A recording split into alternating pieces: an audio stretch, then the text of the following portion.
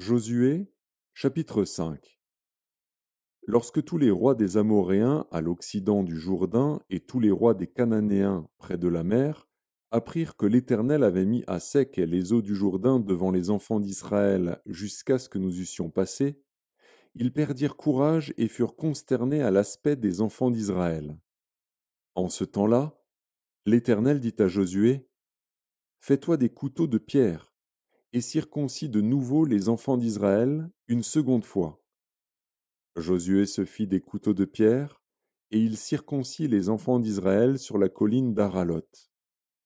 Voici la raison pour laquelle Josué les circoncit. Tout le peuple sorti d'Égypte, les mâles, tous les hommes de guerre, étaient morts dans le désert, pendant la route, après leur sortie d'Égypte. Tout ce peuple sorti d'Égypte était circoncis.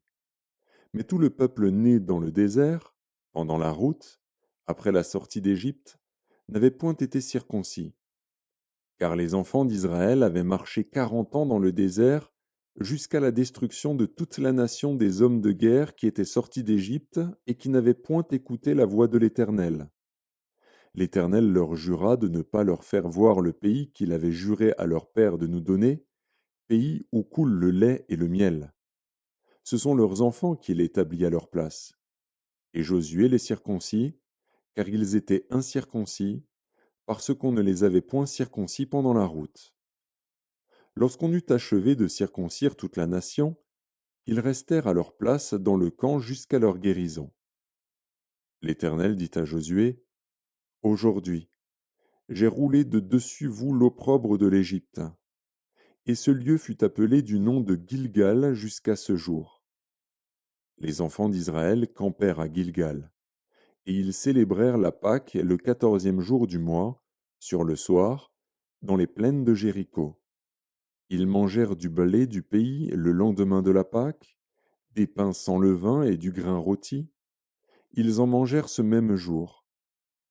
La manne cessa le lendemain de la Pâque, quand ils mangèrent du blé du pays. Les enfants d'Israël n'eurent plus de manne, et ils mangèrent des produits du pays de Canaan cette année-là. Comme Josué était près de Jéricho, il leva les yeux et regarda. Voici, un homme se tenait debout devant lui, son épée nue dans la main. Il alla vers lui et lui dit, es-tu des nôtres ou de nos ennemis? Il répondit, non, mais je suis le chef de l'armée de l'Éternel. J'arrive maintenant.